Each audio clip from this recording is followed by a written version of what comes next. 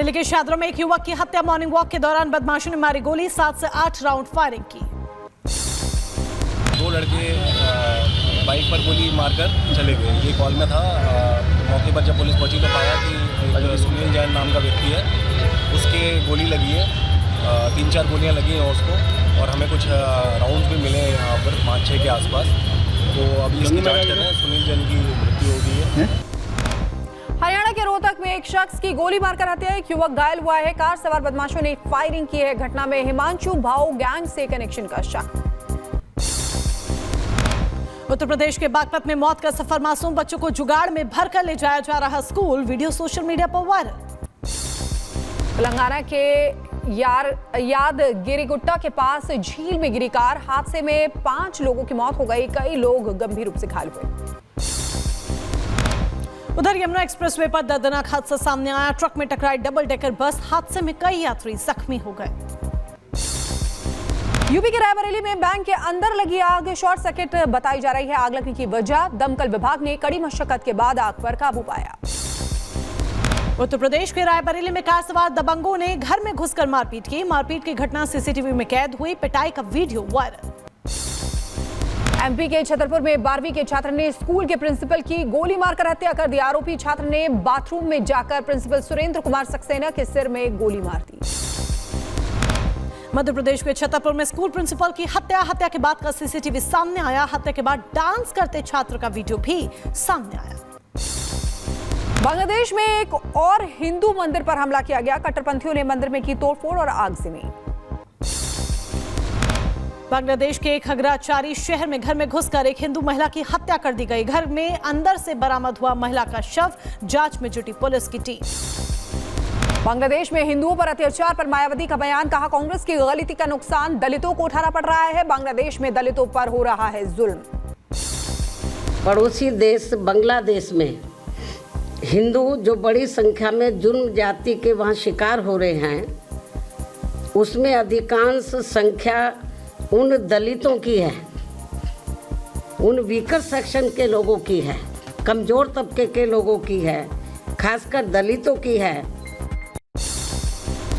बांग्लादेश में हिंदुओं पर हो रहे अत्याचार के खिलाफ नीतीश राणे का बड़ा बयान, कहा बांग्लादेश में हिंदू अकेले नहीं, 10 दिसंबर को सभी कलेक्टर ऑफिस के बाहर हिंदू अपनी ताकत दिखाएंगे।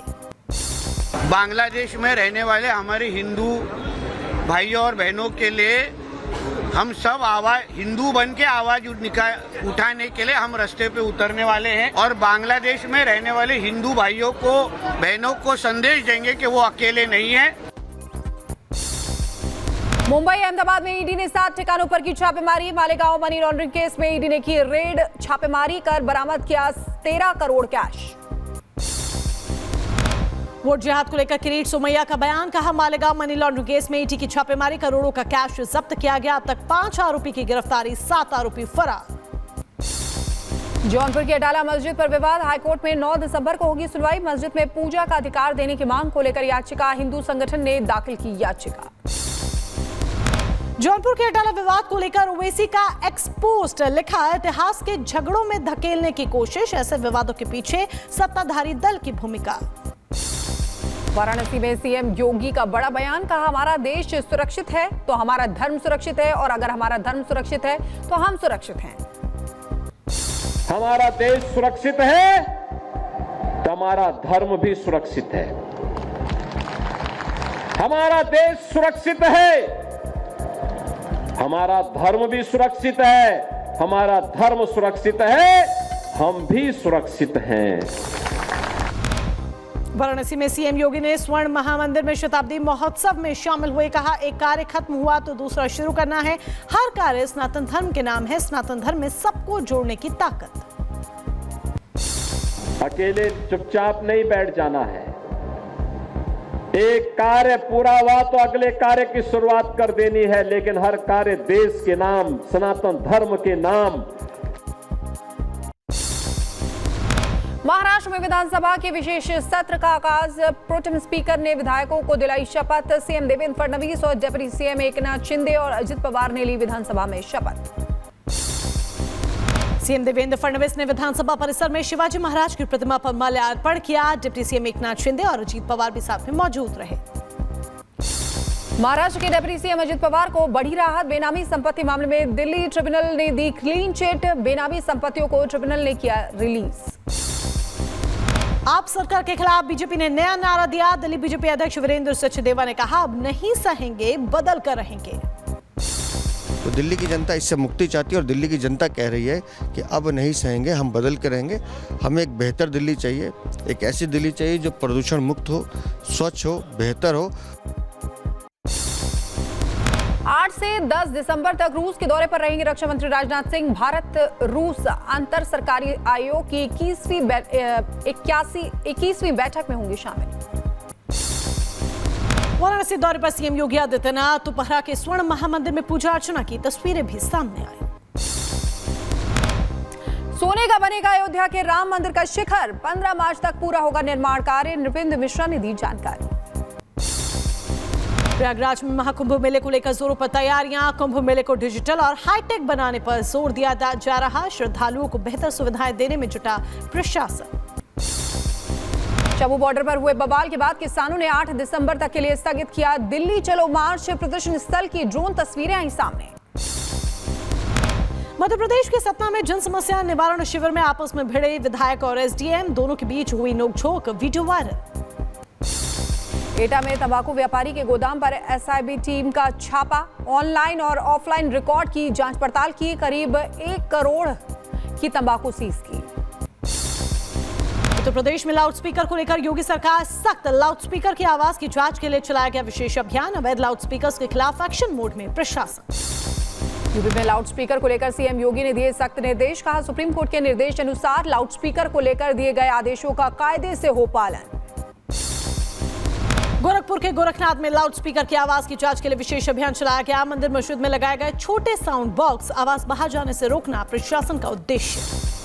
यूपी के पीलीभीत में पुलिस ने लाउडस्पीकर उतारने का चलाया अभियान। जिले में धार्मिक स्थलों से उतारे कई लाउडस्पीकर।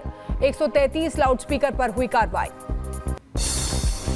उधर उत्तर प्रदेश के कन्नौज में भी मंदिर और मस्जिदों से उतरवाए गए लाउडस्पीकर। कार्रवाई के दौरान धार्मिक स्थलों पर मौजूद रहा पुलिस बल। यूपी के जौनपुर में भी लाउडस्पीकर के खिलाफ कार्रवाई हुई। आधी रात को एसपी ने सार्वजनिक जगहों से उतरवाए लाउडस्पीकर। मानक से ज्यादा ध्वनि वाले लाउडस्पीकर उतारे गए। लखनऊ में ट्रेन से बरामद की गई 11 किलो चरस। 2 महिला तस्कर 22 पैकेट में ले जा रही थी चरस। पकड़ी गई चरस की कीमत करीब 5 करोड़ 5 लाख रुपए। यूपी के झांसी में युवक ने इंजन के ऊपर कूदकर किया सुसाइड। शख्स की जिंदा जलकर हुई मौत। कड़ी मशक्कत के बाद इंजन से उतारा गया शव। उत्तर प्रदेश के वाराणसी में पुलिस और बदमाशों के बीच में मुठभेड़ हुई है। जवाबी कार्रवाई में एक बदमाश जख्मी हो गया। एक दिन पहले की थी चालक की गोली मारकर हत्या। लखीमपुर खीरी में झोलहू बाबा मेला में हुई मारपीट। झूला संचालकों से मारपीट के बाद मचा बवाल। पुलिस ने 3 लोगों को हिरासत में लिया। उत्तर प्रदेश के महोबा में मेडिकल स्टोर से चोरी की घटना सामने आई है। नाबालिग ने शटर तोड़कर चोरी की। मेडिकल स्टोर संचालक ने आरोपी को पकड़कर पुलिस के हवाले किया। चोरी की वारदात सीसीटीवी में कैद। लखनऊ के दुबग्गा में अवैध सिलेंडर भरने के दौरान विस्फोट हुआ। हादसे में 6 लोग घायल हुए हैं। मामला दर्ज कर जांच में जुटी पुलिस। ऐसे का निरीक्षण हम लोगों ने भी किया है। अंदर देखने से ऐसा प्रतीत हो रहा है जैसा कि यहाँ कोई गैस का गलत तरीके से सिलेंडरों में रिफिलिंग शायद होती है, क्योंकि काफी संख्या में करीब 96 सिलेंडर यहाँ पे हैं। रूसी युद्धक विमानों ने फिर मचाही तबाही। हमा और होम्स के बीच अल रस्तान पुल को बनाया अपना निशाना। हमले की तस्वीर सामने आई। रूस की सेना से भिड़ेंगे यूक्रेन के रोबोट। सैनिकों की कमी और रूस के आधुनिक हथियारों की वजह रूस को लेनी पड़ रही है रोबोट की मदद। सीरिया में हसाका शहर पर एसडीएफ बलों का नियंत्रण। हसाका में आतिशबाजी और जश्न का माहौल। सीरिया में विद्रोहियों ने जेलिन गांव पर किया कब्जा। सरकारी टेंटों के पास नजर आए विद्रोही।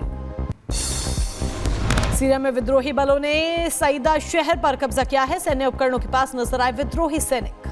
सीरिया के इजराइल शहर में विद्रोहियों ने की एंट्री। स्थानीय जेल पर किया कब्जा। कई बंदियों को जेल से भी मुक्त कराया। जॉर्जिया में सरकार के खिलाफ लोगों का प्रदर्शन जारी। हालात को काबू करने के लिए प्रदर्शनकारियों पर पुलिस ने पानी की बौछार की। जॉर्जिया में सरकार के खिलाफ लोगों में जोरदार गुस्सा। प्रदर्शनकारियों को रोकने के लिए पुलिस ने छोड़े आंसू गैस के गोले। मोजाम्बिक में बड़ी संख्या में सड़कों पर उतरे प्रदर्शनकारी चुनाव परिणामों को लेकर जताया विरोध। कई जगहों पर प्रदर्शनकारियों ने आगजनी भी की। आगे बढ़ते हैं। इजराइल की ईरान को सीधी धमकी, सीरिया में हथियार और सैनिक न भेजे ईरान, हिजबुल्लाह के हाथ लग सकते हैं ईरानी हथियार। विद्रोहियों के कब्जे में रूसी रडार सिस्टम, हूती लड़ाकों ने कब्जाए रूसी हथियार, सीरियाई विद्रोहियों के हाथ में रूसी वेपन। हमा और होम्स के बीच रूस के एयर स्ट्राइक, सीरिया के रस्तान पोल पर रूस का हवाई हमला, रूसी फाइटर जेट ने हमा होम्स में बमबारी की। सीरियाई विद्रोहियों ने हमा सैन्य अड्डे पर कब्जा किया है, गोलीबारी का जश्न मनाया। सीरिया के हमा शहर में अल असद के विरोधियों ने उनके पिता की मूर्ति तोड़ी। विद्रोहियों ने मूर्ति को गाड़ी से खींचते हुए लेकर गए। ईरान ने सीरियाई सरकार को पूर्ण समर्थन दोहराया, विद्रोहियों को आतंकवादी कहा। विद्रोहियों ने होम्स के बाहरी इलाके में 2 शहरों पर कब्जा किया। सीरियाई विद्रोहियों ने शहर पर कब्जा करने के बाद हमा में जश्न मनाया। शहर छोड़ने के 13 साल बाद वापस लौटने का जश्न मनाया। सीरिया की मौजूदा स्थिति को देखते हुए भारतीयों को MEA ने जारी की ट्रैवल एडवाइजरी। अगले आदेश तक सीरिया की यात्रा से बचने की सलाह दी गई। HTS चीफ मोहम्मद अल जुलानी का दावा, सीरिया में हम बनाएंगे लोगों की सरकार, किसी से कोई बदला नहीं लिया जाएगा। हमा पर कब्जे के बाद जुलानी का ऐलान। यूक्रेन के ज़ैपोरिज़िया पर रूसी सैनिकों का हमला, हमले के बाद घरों और गाड़ियों में आग लगी। हमले में 9 लोगों की मौत की खबर, 17 से ज्यादा लोग घायल हो गए। रूस ने सेंट पीटर्सबर्ग में पोलिश वाणिज्य दूतावास को बंद किया। पोलैंड वाणिज्य दूतावास के 3 राजनयिकों को निष्कासित किया। पोलैंड के फैसले के जवाब में रूस ने की कार्रवाई। लीबिया के त्रिपोली में भारी बारिश के बाद बाढ़ का कहर, सड़कें दरिया बनी, पानी में डूबी नजर आई गाड़ियां।